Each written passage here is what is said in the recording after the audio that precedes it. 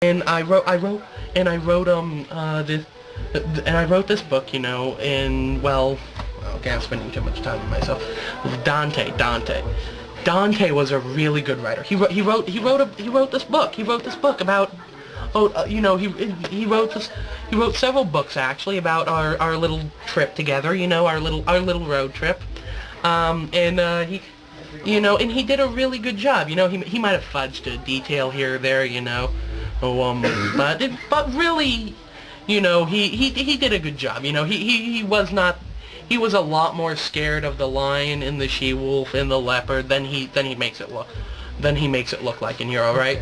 Let's just say when we were in the river of poo, let's just say hey, that wasn't a new smell. Okay, everyone, got that? That was not a new smell. Okay, it was really rank. You know, but yeah. Don't ask where he finally picked up a new pair of pants either. I'm just thankful he did. But yeah. You know, I'm sitting, you know, kind of an interesting thing, you know.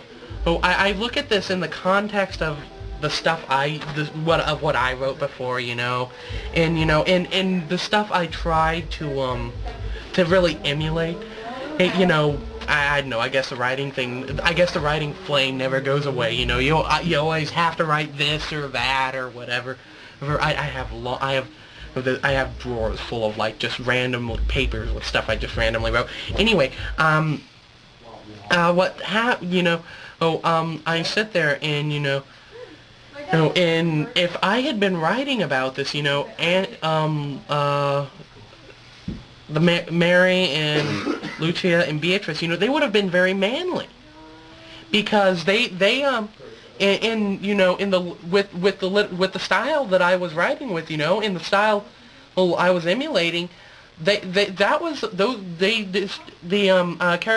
attributes of kindness and compassion and cool-headedness, you know, those were very male traits, you know.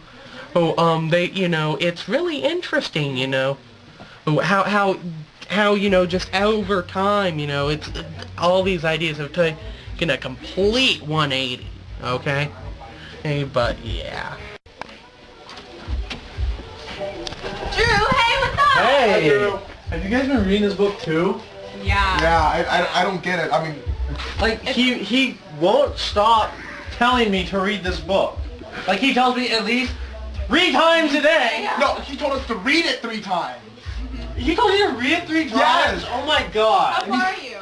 I've only read like the first 2 cantos. So have we. We I know. just finished the second one. Yeah. Yeah. And the book's really not making any sense. Yeah. I know. When was this even based? Like 1300 or something. It was supposed to be on a Good Friday, something like that. I don't know. That's kind of You know, it frustrates me that he makes me read this book because I just want to watch his TV. I know, me too. He's the only kid in West Plano who has a big screen TV. I know! God, it's so frustrating. But you know what I realized is so weird? What? We are his only friends. And there's 3 of us! Oh my god! Oh my god, connection! I know! Oh. I know! Wow, oh my frickin' god. But did you guys catch on to the thing in the first 2 cantos about, like, the Woods of Error and how it represents the collective, you know, sins of man? Did you catch on to that? That does make sense. I understand Oh my god, it me now. too! I know! I freaking love this book! Oh my god, Oh, this is the best book ever! Oh my god, this is even better than Harry Potter! Oh my god, that's saying so much! Okay. I've spent all this time trying to. I'm so glad to finally see you pick up the book. Have you looked at it? Do you have any ideas? Yes. Why did William get to leave, and why am I still here?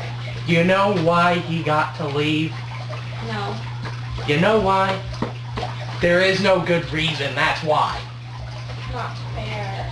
Yeah, life sucks. If we can explain some of this to you, can we leave? Yes. Okay. Okay. You go first. Try the Woods Tell of me Error. if this is right. The Woods of Error represents the redemption of man, because men, this is the only point where men can be redeemed. Once they enter hell, they are unable to be. Yeah, exactly, while they're alive. Exactly. It's not just Dante they're talking about. Okay, you can leave. Okay, next. Okay, well, okay, back then it's based on Good Friday in 1300 AD. Okay, well that has to do a lot with how the rebirth, because